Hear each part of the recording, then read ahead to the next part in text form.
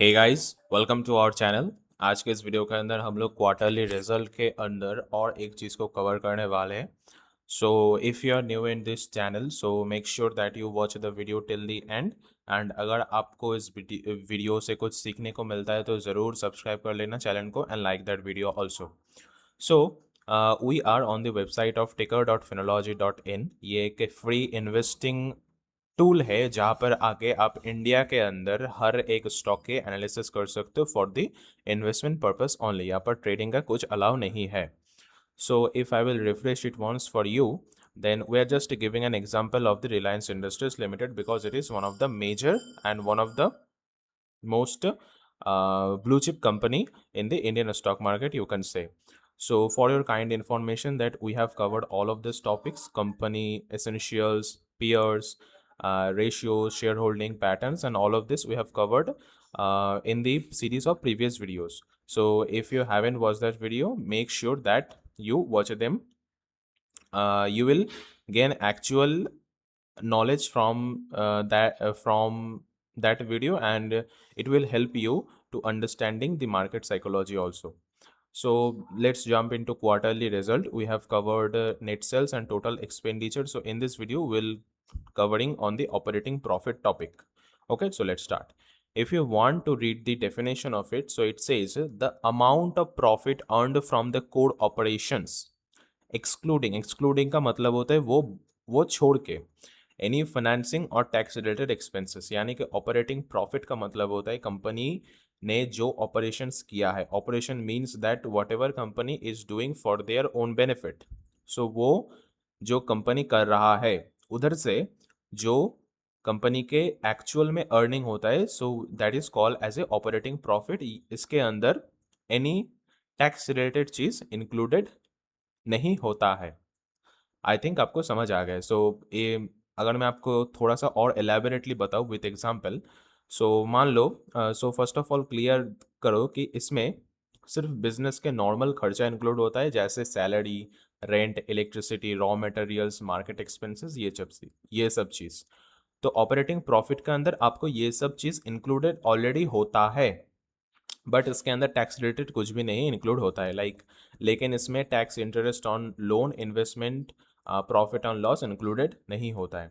Okay, so if I will give an example,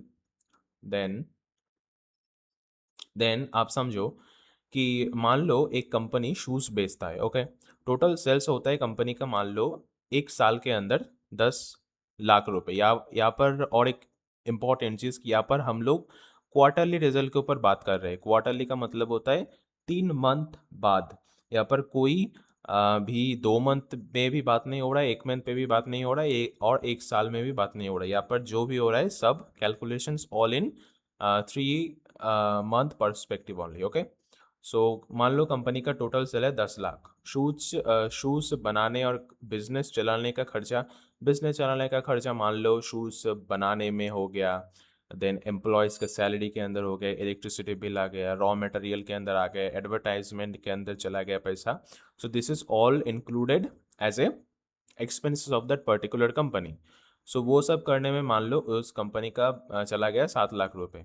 तो operating profit कितना हुआ? Company का जो टोटल सेल्स से जो टोटल प्रॉफिट था वो था 10 लाख रुपए, और कंपनी ने जो एक्सपेंसेस रहा है वो रहा है 7 लाख रुपए। तो कंपनी का ऑपरेटिंग प्रॉफिट आ जाएगा 10 lakh minus 7 lakh is equal to 3 lakh rupees. Okay, यानी कंपनी ने अपने कोर बिजनेस से 3 लाख कमाया।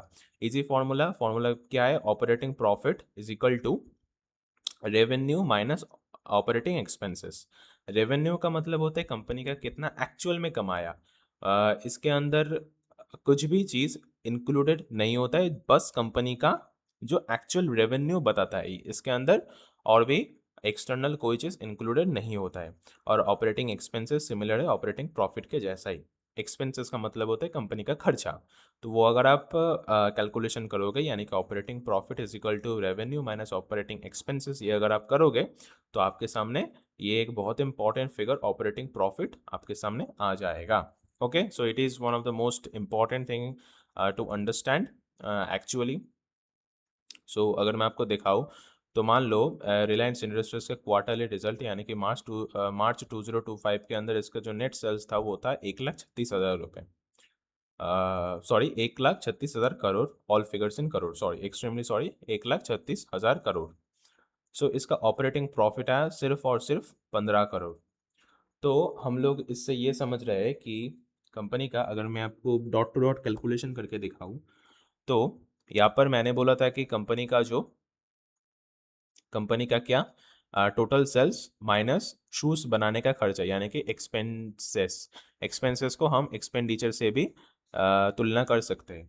सो अगर मैं आपको दिखाऊं, 1,36,147 ये रहा है कंपनी का नेट सेल्स। ओके, सो इससे अगर मैं इस ऑपरेटिंग प्रॉफिट को माइनस कर दूं तो आप देखना टोटल एक्सपेंडिचर आ जाएगा हमारे सामने।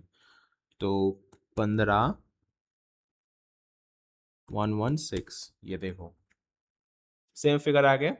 हाँ, तो ऐसे ऐसे कैलकुलेट होता है। मैं थोड़ा सा घुमा के कैलकुलेशन किया, तो आई थिंक आपको समझ आएगा, मैथ बेसिक्स तो आपको आता ही है। सो या that's it for today. I think that video really helps you. If you understand it, just let me know in the comment sections. And हर एक दिन इस चैनल के ऊपर stock market, financing and self improvement related content आता रहेगा। Make sure that you subscribe our channel and like that video. I will see in the next video. Bye.